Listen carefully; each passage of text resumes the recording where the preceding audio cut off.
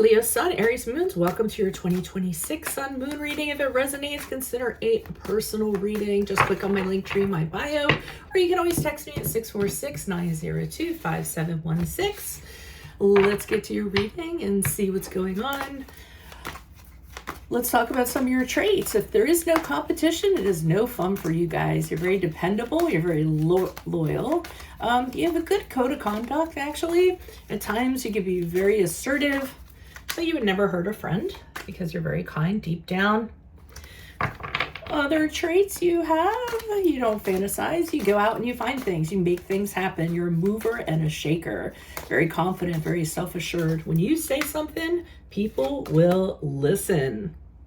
Additionally, you are a born leader. You're only happy when you're running the show. Careful of the large ego that at times you may possess. It could get in your own way. Life is never boring with you guys. That's for sure. People have trouble keeping up with you. That's another thing. That's a for sure. Be careful not to overlook feelings of other people. You want to make sure you take them into consideration. You want to make sure that you take their advice into consideration.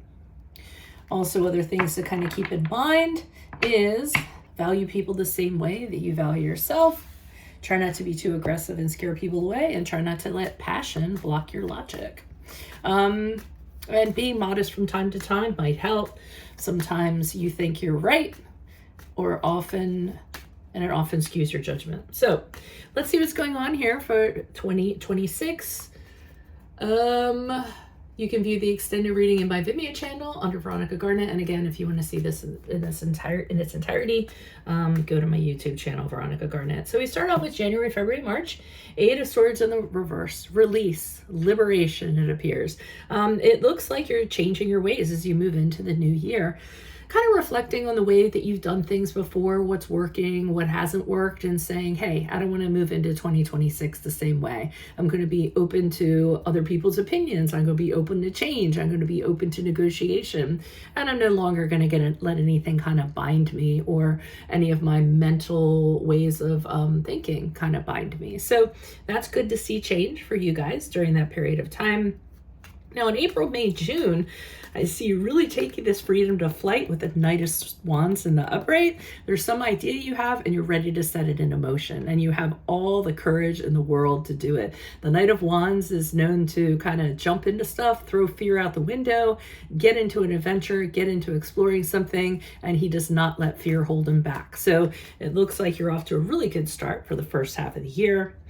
We get into July, August, and September, right? Yes. Sometimes I get the months mixed up.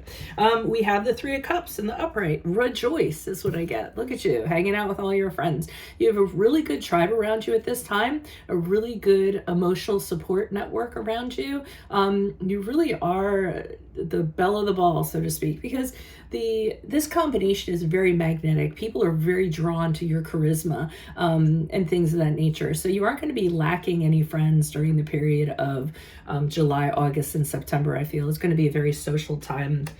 And then in October, November, December, with the Four of Pentacles in the reverse. Be a little careful. The Four of Pentacles in reverse sometimes can mean spending more than you actually should be spending, being a little bit lavish, treating yourself to things that you may not be able to actually afford.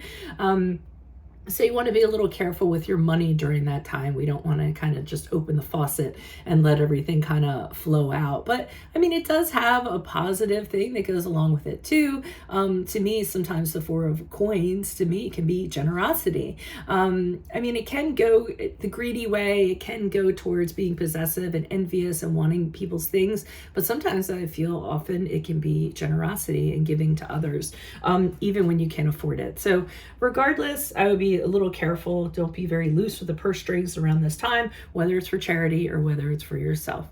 If this reading resonated and you're interested in seeing more, click on the link below. It'll take you to my Vimeo channel, where I will be pulling clarifiers on all of these, and I will also be putting a card advice in the middle for you.